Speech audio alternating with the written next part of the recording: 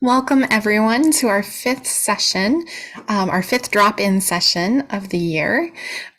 We get to go into spiritual practices. Finally, I feel like the whole month of July was like preamble to this.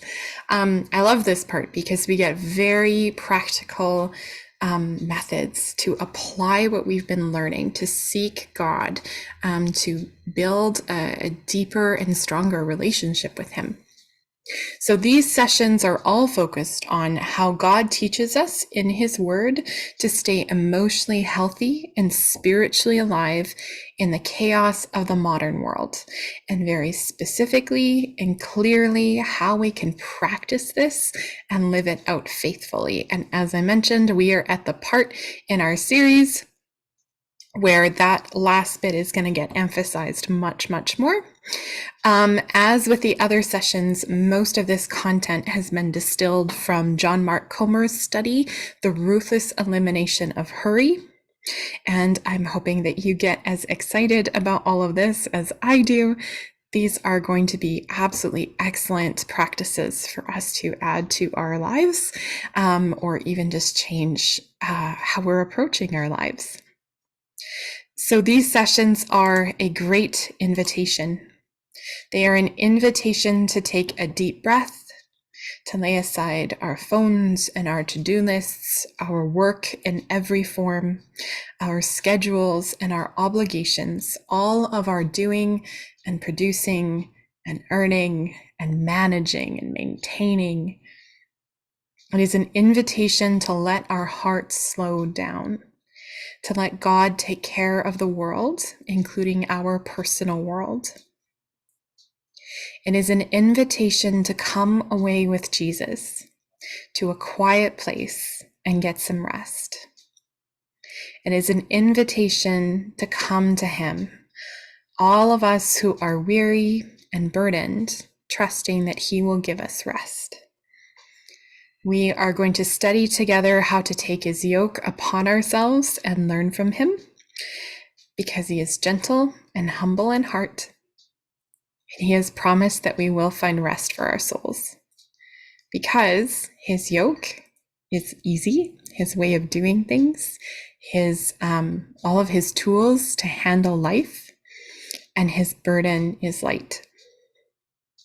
So in previous sessions, we have covered some of the deeply harmful ways of life that our culture promotes.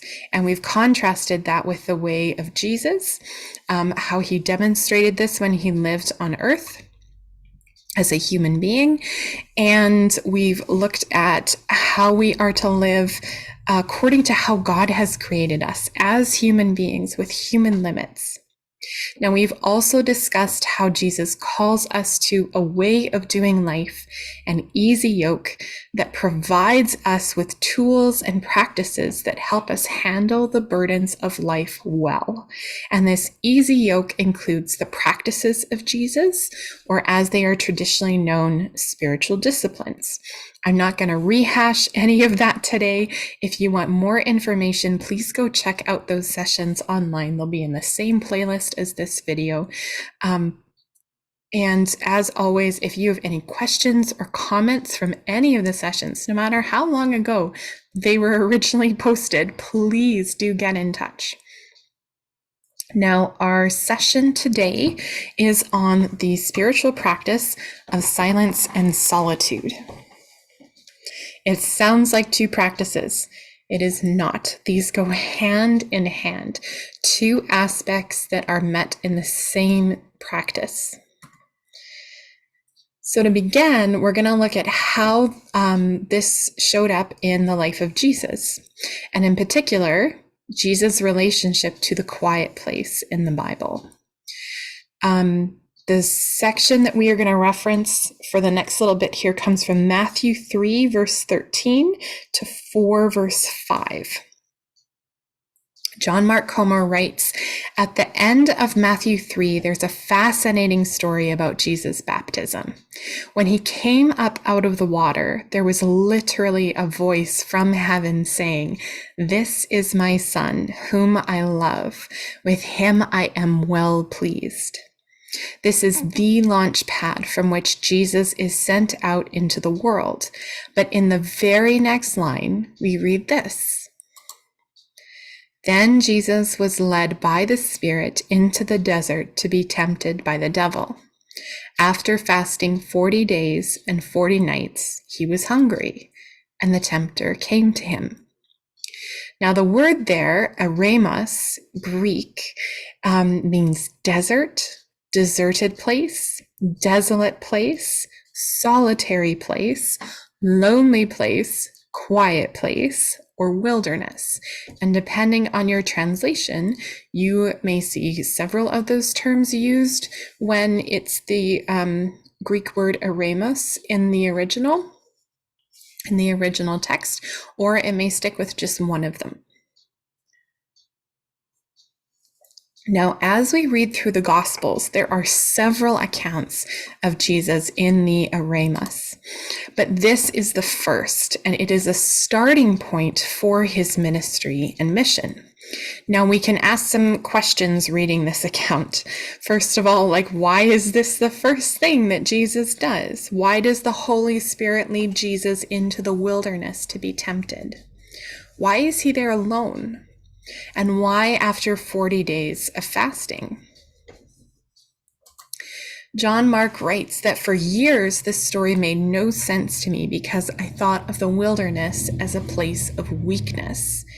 Isn't that so like the devil, to come at us at the end of a long day or a long week when we're hangry and at our worst? But then I realized I had it backward. The wilderness isn't the place of weakness, it's the place of strength.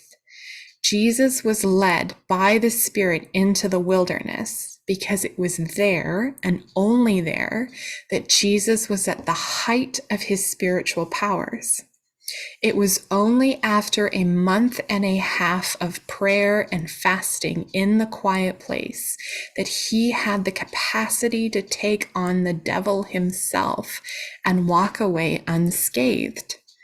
That's why over and over again, you see Jesus come back to the eremos. Now in Mark 1, which is essentially a long chapter about Jesus' first day on the job as the Messiah, it says that he was up early teaching in the synagogue in the town of Capernaum. He then heals Peter's mother-in-law, and then he spends the rest of the day well into late evening healing the sick and demonized. Now, most of us would have at least slept in the next day or taken the morning off, had a late brunch, taken a personal day to recover, if at all possible. And if it wasn't possible, we would have probably been right back into the thick of it. It's kind of one extreme or the other. But Jesus doesn't do either of those things. Rather, in Mark 1, verse 6, we read that very early in the morning, while it was still dark, Jesus got up, he left the house, and went off to a solitary place, the eremos, where he prayed. Now, please note that Jesus did that one day of ministry after he'd been in the quiet place, the eremos, for a month and a half already. He did one full day of ministry, and then he went right back out to that quiet place to pray. So that tells us that the quiet place wasn't a one-time thing. It was an ongoing part of his life rhythm. Then in Mark 1, verse 7, it says that Simon and his companions, so Jesus' disciples, they went to look for him, and when they found him, they exclaimed, "Everyone is looking for you." Now, the disciples and all the people in the area have all of these desires and hopes and expectations of Jesus now. He's a very big deal after just one day, and you bet he is in high demand. And it would have seemed obvious to the disciples for Jesus to use that momentum to build his following more there, to continue to meet all of the needs of these people that are being brought to their attention. And they try to get him to hurry up and get to it. But Jesus doesn't actually go back to Capernaum. Rather, in Mark 1, verse 9, he says, "Let us go somewhere else, to the nearby villages, so I can preach there also. That is why I have come." And John Mark explains that that is Jesus for no. He continues saying, Jesus came out of the wilderness with all sorts of clarity about his identity and calling. He was grounded, centered, in touch with God and himself. And from that place of emotional equilibrium and spiritual succor, he knew precisely what to say yes to and, just as importantly, what to say no to. Now, there are other passages which show how the quiet place was a priority for Jesus. In Mark 6, verse 31, the disciples are exhausted after a few weeks of ministry, overbusy and overtired. It says that so many people were coming and going that they did not even have a chance to eat. And so Jesus says to them, "Come with me by yourselves to a quiet place, the Erasmus, and get some rest." Now, Jesus knows this is what they need most. And look at what happens next. It says they went away by themselves in a boat to a solitary place, the Erasmus. But many who saw them leaving recognized them and ran on foot from all the towns and got there ahead of them. When Jesus landed and saw a large crowd, he had compassion on them because they were like sheep without a shepherd. So he began teaching them many things. And by this time, it was late in the day. So they head off to the solitary place, only for it to no longer be solitary when they get there. So very well-intentioned plans entirely derailed by crowds. John Mark writes, "I love the realism of this story. There are times when what you really need is time alone with Jesus. But, well, life happens. People happen." Now, we also studied in Hebrews in the winter study that Jesus is our perfect high priest because he lived and suffered as a human being. And that doesn't only refer to his suffering on the cross. Obviously, that was very important, but he suffered and he was tempted as a human being throughout his entire life. And that is important because he understands what it is like to function in this world as a human being. In this case, he knows what it's like to have to set aside your own needs, sometimes to attend to an immediate crisis. And he models for us how to handle that. So later on in the chapter, once Jesus gets everyone fed, we read, "Immediately Jesus made his disciples get into the boat and go on ahead of him to Bethsaida, while he dismissed the crowd. After leaving them, he went up on a mountainside to pray. Later that night, the boat was in the middle of the lake, and he was alone on land. He was up all night praying because that's the only time he could find to be alone in the quiet place." And we often will read this and think, wow, look at how spiritual Jesus is, staying up all night to pray like that after a marathon of ministry.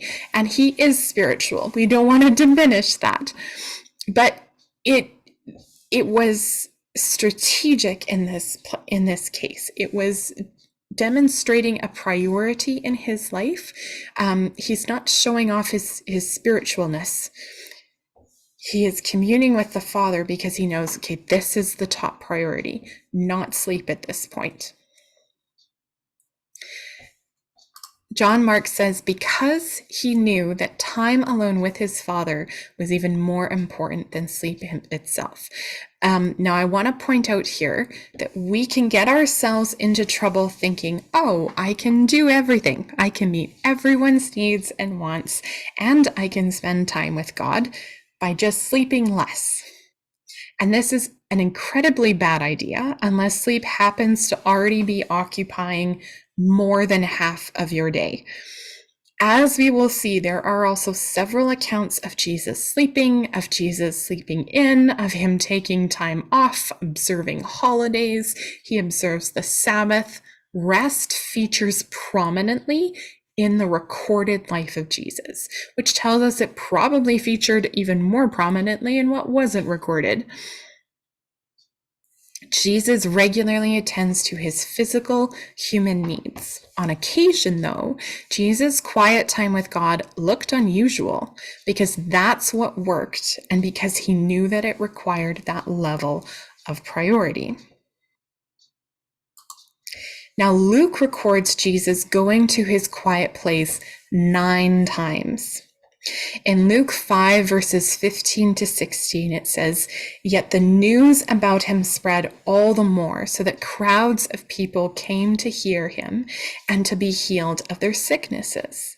But Jesus often withdrew to lonely places and prayed." So this means that he did not let the needs, desires, or demands of other people determine what he chose to do. He taught and he healed, absolutely, but he often withdrew to lonely places and prayed. And guess what word is used here for lonely places? The same one as in every other passage we've been looking at. It's the eremos again. Now, you will also note that Jesus often withdrew. This was a common habit of Jesus. So interestingly, in Luke's gospel, the busier and more in demand and famous Jesus becomes, the more he withdraws to his quiet place to pray. John Mark writes that usually for us, it's the exact opposite. When we get over busy and life is hectic and people are vying for our time, the quiet place is the first thing to go rather than our first go-to. The first thing we lose is unhurried time to just sit with God in the quiet, to pray, to read a psalm, to take an internal inventory, to let our souls catch up to our bodies. In seasons of busyness, we need more time in the quiet place, not less. Definitely not less. And if you're running through your Rolodex of excuses right now, I'm a full-time mom, I have a demanding job that starts early, I'm an extrovert, I have ADHD, etc. Stop for a minute. Think about this. Jesus needed time in the quiet place. Why would we think ourselves the exception to a rule that Jesus stuck by with any means necessary? So now we're going to turn our attention to the actual practice of silence and solitude. This practice of Jesus of going to the quiet place, to the eremos, in order to pray and spend time with his Father, has come to be called silence and solitude. So first, let's look at the aspect of silence. Now, to practice silence, we need both external and internal silence. External silence is just no noise, no music, TV, background noise, people, conversations, just quiet. You might get away with a little nature sounds, but nothing distracting. Jesus went away to quiet places that were outside. So this is okay. But if you are surrounded by like goats, they're not going to be quiet. If you're at the zoo, probably not quite the nature sounds that we're looking for. Speaking of, I'm currently watching my mom's dogs and they're being kind of noisy. So I apologize for the background noise, but we're not practicing silence and solitude at the moment. Now, the African theologian St. Augustine said, entering silence is entering into joy. I'm going to mute myself a moment.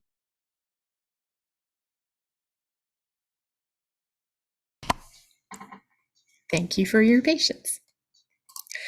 John Mark writes, about how he was enjoying silence while he was on a run, outdoors, of course, with no one else around. He says, I felt my soul wake back up. God's presence wasn't an idea in my head, but a felt experience all around me, in me. And I wasn't even praying really, much less reading my Bible or doing anything spiritual in intent. It was just something about the quiet. Quiet is a kind of balm for emotional healing and more, an unlocked open door to spiritual life. As St. John Climacus, the 6th century Syrian monk who spent most of his life praying on Mount Sinai, so beautifully said, the friend of silence draws near to God. Nobody ever said the same about noise. In fact, C.S. Lewis, in his masterwork of satire, The Screwtape Letters, has the demons riling against silence as a danger to their cause. Senior demon Screwtape calls the devil's realm a kingdom of noise. We need to remember that Satan's MO is to distract and dissuade and discourage us. And so if there's something in our lives, anything in our lives that will help distract us, any kind of noise, this can again be literal noise or other kinds of distractions. I'm not going to say that Satan causes it, but he's certainly going to take advantage of it. However, at the same time, John Mark continues, as easy as it is to blame the devil, could it be that we're using external noise to drown out internal noise? Sorry, had to pick up a lap dog. The mental chatter that just never shuts up. The running commentary in our heads on everything. The replaying of a lousy conversation with a friend over and over again. Our lustful thoughts for the girl or guy down the street. Our fantasies, and not just sexual, our revenge fantasies. Imagining saying this or doing that to our enemies of choice. Our worry, the chipping away at our joy and peace with the hammer of what if, the obsessing over hypothetical scenarios, role-playing the future, catastrophizing, idealizing, dreaming of the perfect life, which in turn poisons our actual lives. Some of us feel trapped in the toxic, unhealthy patterns of our own minds. Internal noise is much more difficult to quiet than external noise. And the kind of silence that we're talking about here is when you silence both. Don't worry, when we get to the end, John Mark is going to help us figure out how we do that. Next, we're going to take a look at the aspect of solitude. So John Mark writes that solitude is when you're alone with God and with your own soul. For clarification, by solitude, I don't mean isolation. The two are worlds apart. Solitude is engagement. Isolation is escape. If you've ever avoided God, avoided prayer time with him, or maybe that's just me, that's isolation. It's essentially the same thing that Adam and Eve did in the Garden of Eden when they realized they'd sinned and they hid from God. And it's as silly when we do it as when they tried to. But anytime that we are avoiding God, we're trying to isolate ourselves from him. When we're talking about solitude, we are talking about engaging with God, just not involving other people. So solitude is safety, whereas isolation is danger. Solitude is how you open yourself up to God. Isolation is painting a target on your back for the tempter. Solitude is when you set aside time to feed and water and nourish your own soul, to let it grow into health and maturity. Isolation is what you crave when you neglect the former. And solitude, as somber as it sounds, is anything but loneliness. Now, Richard Foster, who wrote the book Celebration of Discipline, all about spiritual practices, he wrote that loneliness is inner emptiness, whereas solitude is inner fulfillment. And John Mark continues that in solitude, we are anything but alone. In fact, that's where many of us feel most in connection to God.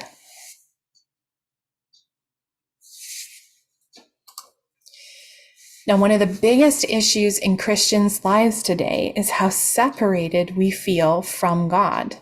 That many of us rarely experience his presence throughout the day, let alone the love, joy, and peace that is supposed to be characteristic of the Christian life. Now, John Mark writes, the problem is more our absence than his, more about our distraction than his disconnection. Then the solution is fairly simple. Create an environment for attention and connection to God. And I know of no better place than the Erasmus. Now, Henry Nouwen, he wrote that without solitude, it is virtually impossible to live a spiritual life. We do not take the spiritual life seriously if we do not set aside some time to be with God and listen to him. John Mark notes that your relationship to God is no different than any other relationship. It takes time alone together. What would happen to my marriage if Tammy and I were never alone together? Never had time to talk in private, share our deepest, darkest secrets, our dreams, our fears, make love, just be shoulder to shoulder alone together. Obviously, our marriage would suffer, if not die eventually. The same is true of your relationship to God and even to your own soul.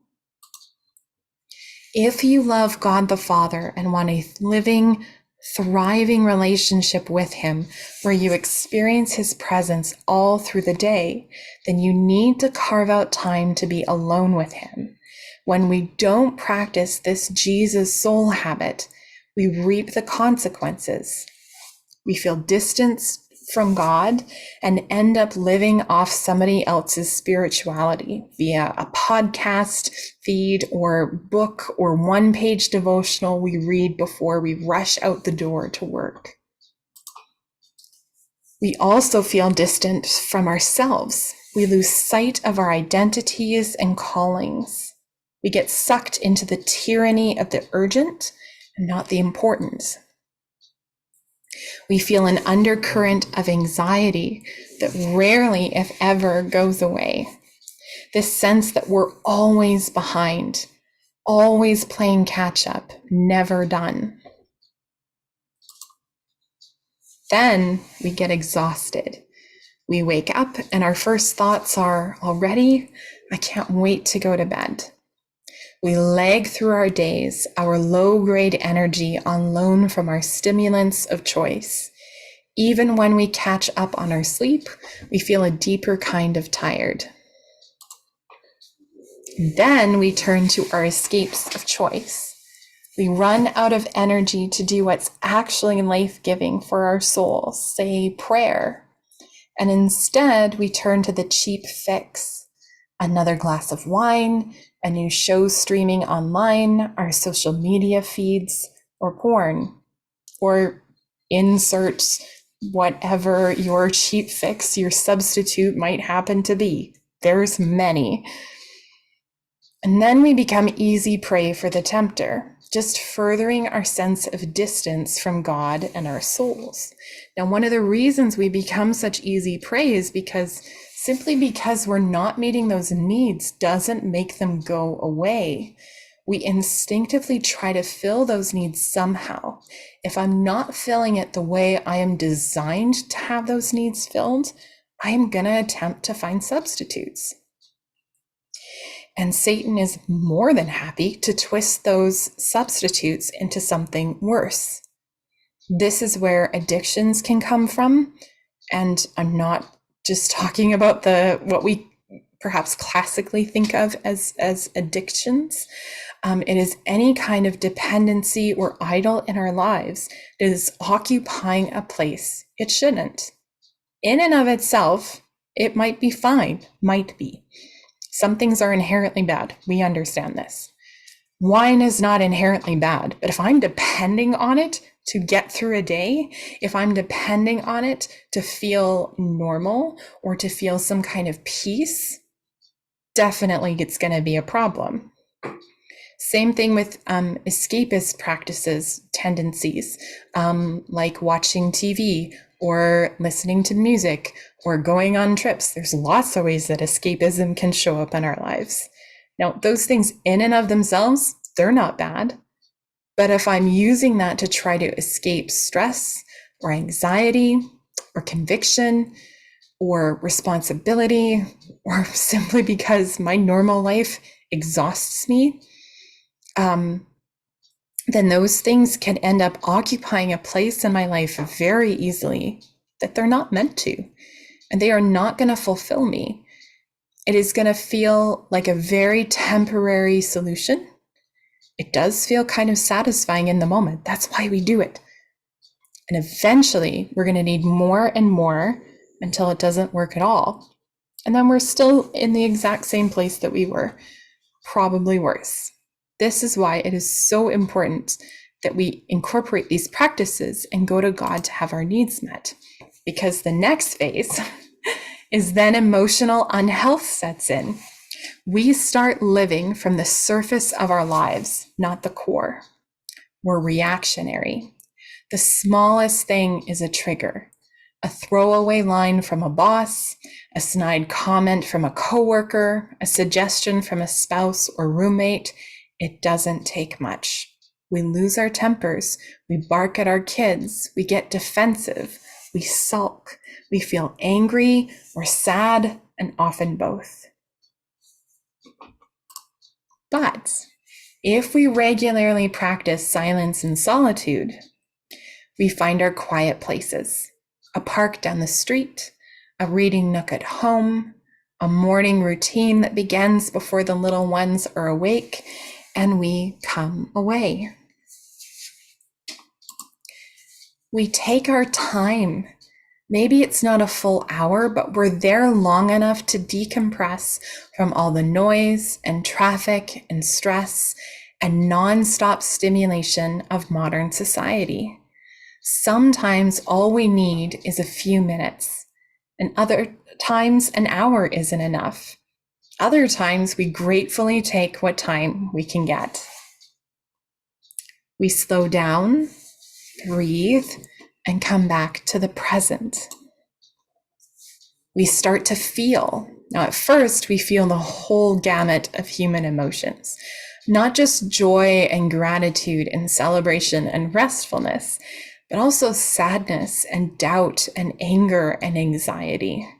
Usually, I feel all the lousy emotions first. That's just how it goes.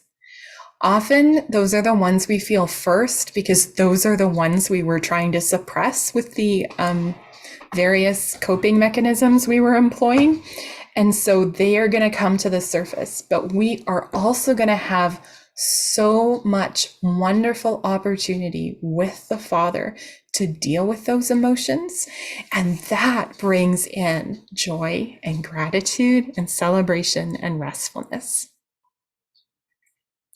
We face the good, the bad, and the ugly in our hearts. Our worry, our depression, our hope, our desire for God, our lack of desire for God, our sense of God's presence, and our sense of his absence, our fantasies, our realities, all the lies we believe, the truth that we come home to, our motivations, our addictions, the coping mechanisms we reach for just to make it through the week. All this is exposed and painfully so, But rather than leaking out on those we love most, it's exposed in the safe place of the Father's love and voice.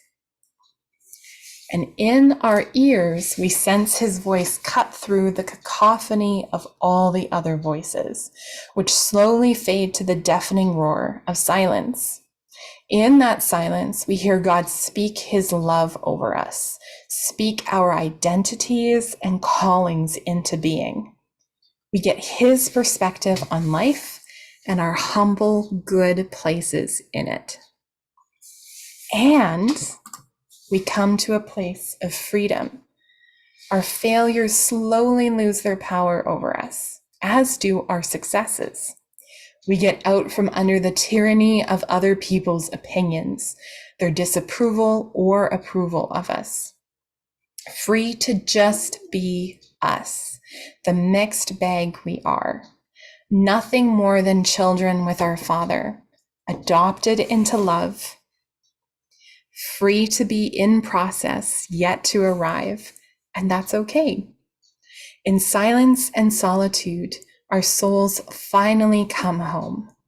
That's what Jesus meant by abide in John 15, which is the verb of abode and home. So that means in the practice of silence and solitude, we find the place of rest, and we come back to our places of soul rest. Now, I do not have this set up, so please bear with me for a moment as I again shuffle dogs. We're gonna watch a video from John Mark Comer. I'm just gonna stop sharing my screen for a minute so I can do this. Because he is gonna do a wonderful explanation of how we practice silence and solitude. Now, in addition to this video, if you go onto his website, which I think is just johnmarkcomer.com, you can download this workbook that he has that pairs with his book, The Ruthless Elimination of Hurry.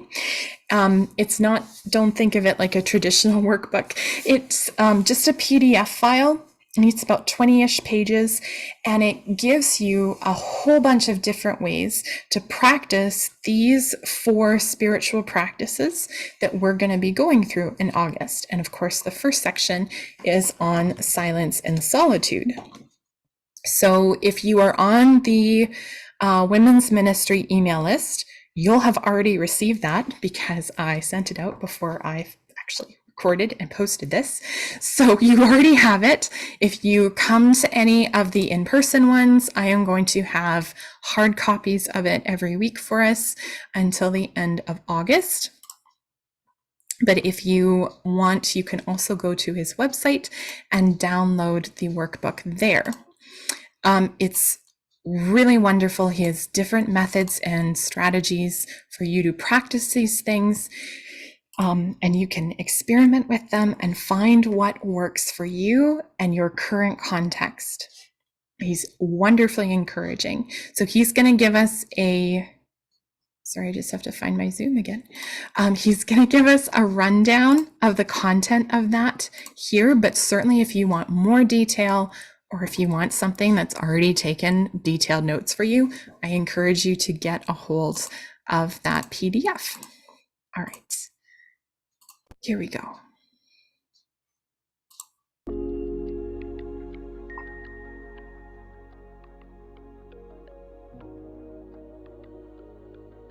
Hello, welcome to the first of 4 tutorial videos for How to Unhurry, the companion to my book, The Ruthless Elimination of Hurry, How to Stay Emotionally Healthy and Spiritually Alive in the Chaos of the Modern World. If you've read my book, you know the first half is essentially my case for slow over against a culture of speed. I have come to the firm conviction that hurry is incompatible with the love, joy, and peace that are right at the center of Jesus' vision of life in the kingdom of God. I don't think I can live in the kingdom of God with Jesus and live a life of speed.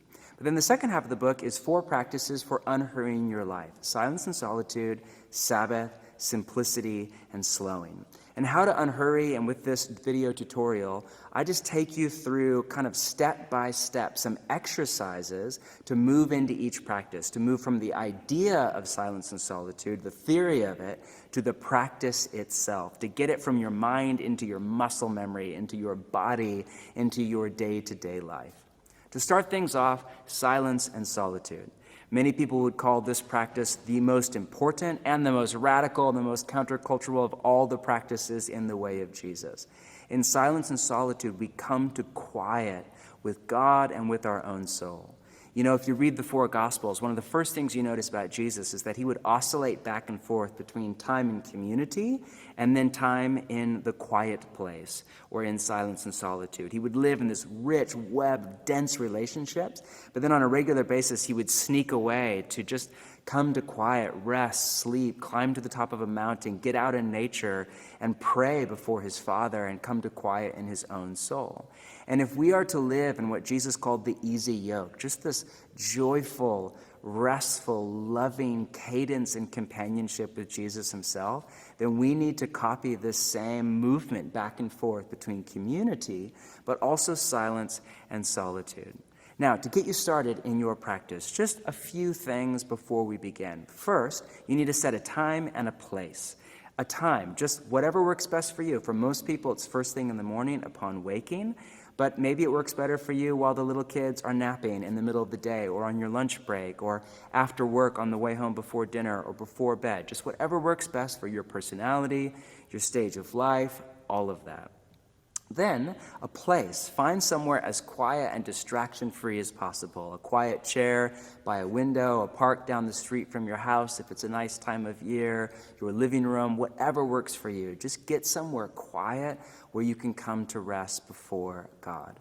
Then next, you need to just set a modest goal. Like, don't overreach. Don't start with, 2 hours of prayer every morning or whatever. Just start very simple. For most people, 10 or 15 minutes, 2 or 3 times a week. If you're already doing that, up it to every day. If you're already doing that, consider maybe you up it to an hour a day or 30 minutes a day, or you just give your time more focus and intentionality. And finally, if you're an S on the Myers-Briggs, if you're familiar with that framework, meaning if you're more of a doer than a thinker, you're more about the practical and the day-to-day than kind of the theory or the conceptual, you might want to consider just doing something with your hands or your body if it's hard for you to sit still. Maybe that is folding laundry or doing the dishes, or I often like to go on a walk, whatever works for you. Just something that's not a distraction, but rather to let your mind focus and come to rest in your heart. Then before you get started, just a few words of encouragement. One, start where you are at, not where you should be. One of my favorite things about Jesus is he's so gracious just to meet us where we are, our level of maturity, our level of awareness and connection to the Spirit of God, our grasp of reality. He's just so kind to meet us right where we're at and to just, with grace, move us forward. So just meet God where you are at.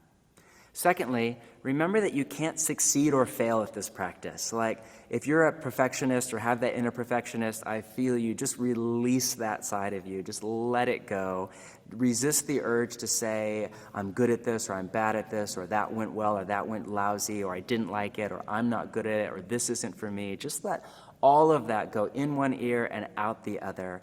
And we define success just by we show up. We're just present to the best of our ability before God. And even when your mind wanders, don't even worry about it. The point is just to be present before God.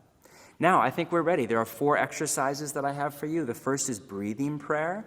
This is an ancient form of contemplative prayer. We hear a lot in our culture right now about mindfulness from a secular perspective or meditation from a Buddhist perspective. And many followers of Jesus, in particular in the Protestant tradition, don't realize we have this rich, ancient heritage of contemplative prayer where people use the breath, followers of Jesus use the breath as a way just to come to presence in the moment. You just begin, you just settle in, you get to your quiet place, your time, you take some deep breaths and you begin to just notice your breathing and use that even as a form of prayer. It's just coming to presence in the moment, present to God, present to your body, present to your mind, and deeper than that to your soul. The ancients would call this praying without words, where you just sit. I think of St. John of the Cross. who said the language that God hears best is silent love. You just sit there in silent love with your attention and your affection directed at God as his affection and attention is directed at you. And you just begin to use this at the beginning of your day or end of your day or all through your day to slow down and come to rest in God. The next exercise is feeling and listening prayer. You know, we all have emotions, and not all of them are pleasant or positive. And often, in particular in our culture, what we do with the unpleasant emotions is we just stuff them or deny them or distract ourselves or ignore them or self-medicate. But emotions are actually a core part of our soul, and for many of us, they are where we meet with God. This is one of the main lessons of the Psalms in the middle of the library of Scripture. And so in this exercise, you basically come to quiet and you let yourself feel. You just let whatever emotions are under the surface of your busy life come to the top, and you just notice them. You just see what you see. You watch what you watch. This is called mind sight, right, in a secular kind of frame, where you just think about what you think about, and you notice whatever comes to the surface, and you just name it without judgment. Oh, that's envy. That's insecurity. That's fear. That's bitterness. Whatever it is, positive or negative, you let it come to the surface, and then you use it as a meeting place with God. And either just release it, let it go. I think of my Ignatian friends that write about indifference, where, not indifference in the negative sense, but where you let go of the need for life to be the way you want it in order to live at peace and at joy and at love. And you just let whatever comes come, and you be grateful for all. Or you go the opposite direction and you partner right with kind of King David in the Psalms, or I think of Moses or Abraham or Jacob, and you wrestle with God. You argue with God. You pray. You petition. You lay out your case for why you want God to do something or change your life or your emotions. Both have an ancient, strong, biblical precedent for you to lead into. Third exercise is Lectio Divina. Don't worry if you're not familiar with that language. It's Latin language. It's ancient. It just means sacred reading. And it's a way of reading the library of Scripture. There's more than one way to read the Bible. There's reading large chunks of the Bible at once, kind of read through the Bible in a year. There's Bible study where you pay attention to the text in the Greek or the Hebrew or the history or the theology. There's teaching where you sit under a teacher. And then there's Lectio Divina, which is one of my favorites, where you read the Bible slowly. A very small section, and you read it more than once, 2, 3, 4 times, and you meditate on it in the language of Psalm 1. If you've ever read Psalm 1, it's Lectio Divina in a psalm. And you just notice for any word or phrase or idea that comes kind of to the surface of the text, and just, some would say it shimmers, meaning something in your heart is just drawn. There's an attention in you that, I notice that. When I do this with my kids around the dinner table, I'll just say, what did you notice? And each person will share, that line or that idea or that was really interesting. Just some kind of connection with your heart, and you let God speak to you through the text and by the Spirit. The last exercise is just a retreat, where you do any of this stuff or whatever is on your heart, but just for an extended period of time. There's only so much you can do in 10 or 15 minutes before you rush out the door to your day. And many teachers of the way of Jesus, and I would put myself in this as well, would really encourage you on a regular basis, say once a quarter or at least once or twice a year, to just take a day or even just a half day to get away on retreat, pray, journal, rest, nap, lay your life before God, listen to the voice of God in your life, and set it all before Him. Now, I think that's enough to get you started. If you don't have it already, go to my website, download How to Unhurry to begin your practice of silence and solitude.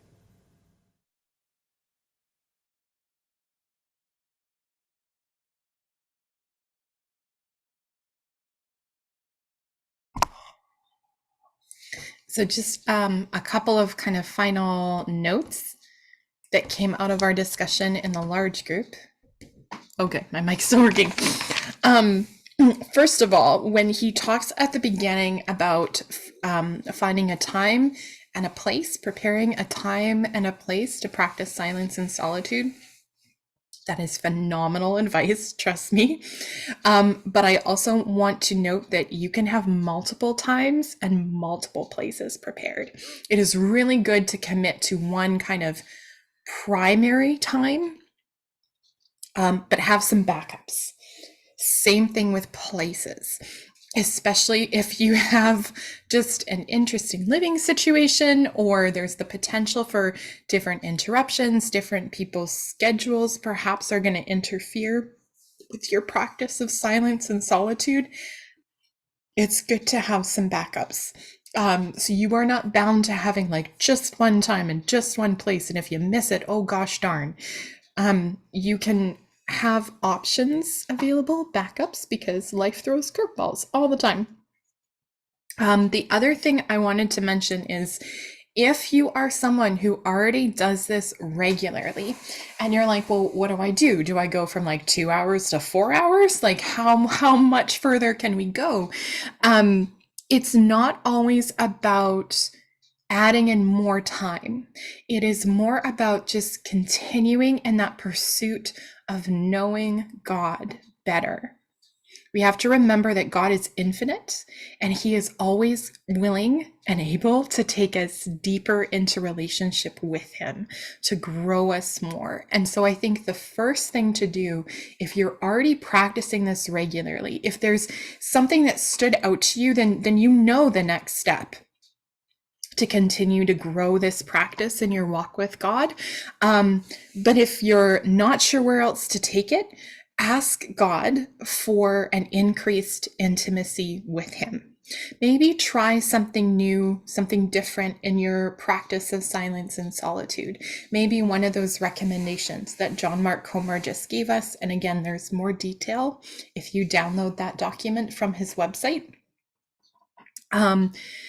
But above all, keep seeking God. God rewards that. And we get to spend all of eternity getting to know God better. There is always more of him to discover. Gregory of Nyssa, Saint Gregory of Nyssa, one of the early church fathers, argued that the best thing about humans is we are finite and we change because we need to change. He said that's really worked out really well for us because we're kind of problematic. Whereas, I'm paraphrasing, of course, problematic was not a word that he would have used. Whereas the best thing about God is he is perfect, unchanging, and infinite, which means he can transform us because we need to change, and we can always go deeper into our relationship with him. There is always more of God to discover and to know and then to love. And so our relationship with God is going to keep getting better. He's never going to disappoint us. We're never going to reach like the end of the season. And then you have this, well, now what do I do with my life? It continues constantly. And so the more that you seek him, if you keep asking him for more, that you want to know him better, that you want to go deeper, that you want to experience the full range of relationship with God the Father, he is going to answer that prayer. I don't know how, because it's up to him how he answers it, but please be encouraged that you have absolutely not reached the end of this practice, even if it has been the most spectacularly delightful part of your entire existence so far, which it should be. Like, this should be just the core of our Christian lives. It's still going to be better. There's still more to come. So I am so excited for all of you if you are starting practicing this or continuing to practice it, because the best part of all of these spiritual practices is they include the grace of God and our communion with him. Be blessed as you go. If you have questions or thoughts, please share them. We absolutely love that. And I just hope you have a wonderful experience exploring the practice of silence and solitude.